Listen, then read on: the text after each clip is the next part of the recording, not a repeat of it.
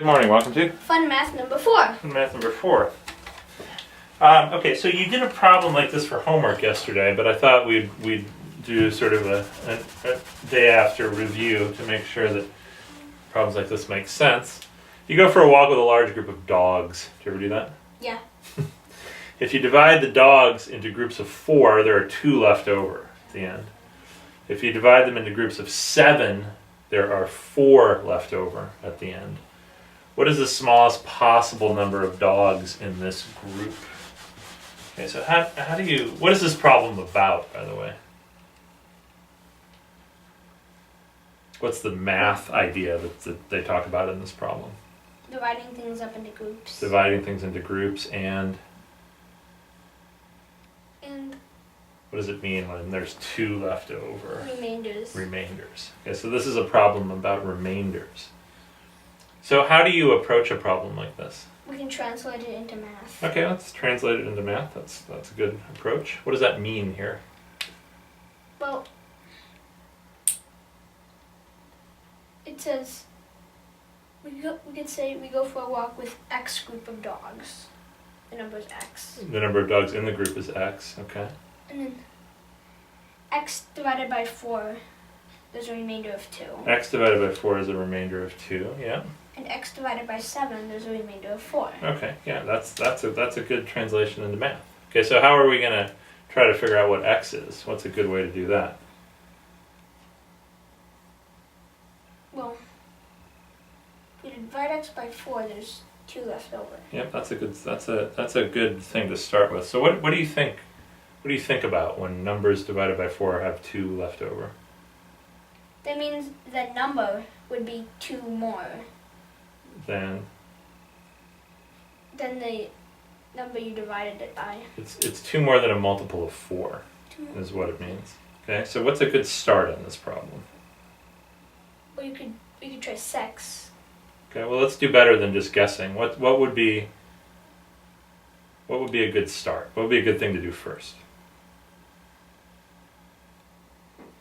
What did you do yesterday when you did a problem that was like this? Did you just guess and you got it? You found it? Okay. Yeah, I just guessed a random number and I got it. Okay. All right. Well, let's write down multiples of 4.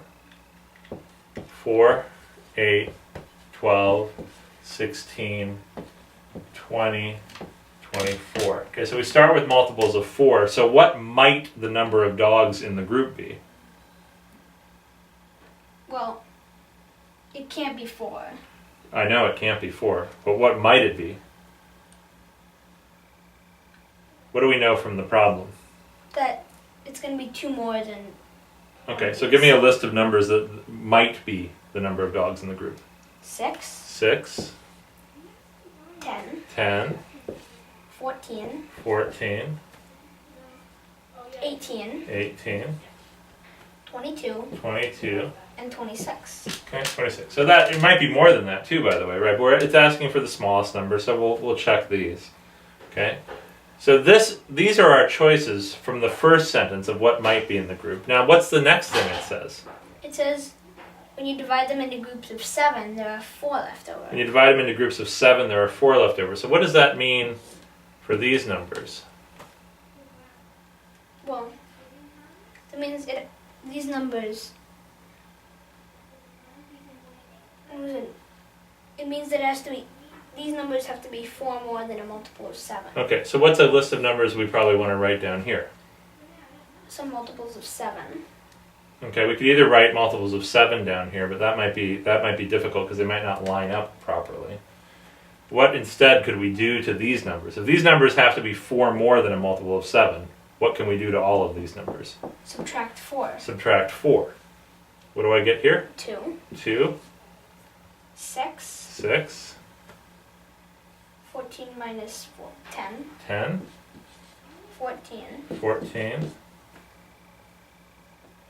Oh, hey, wait a minute.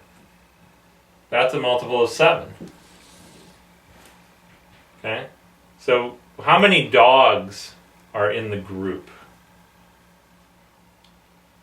18. Okay, 18. It's 2 more than a multiple of 4. And it's 4 more than a multiple of 7. Okay. This is a good way to approach problems like this. Well, I know it's 2 more than a multiple of 4. Let me just write down some multiples of 4. Let me add 2 to them.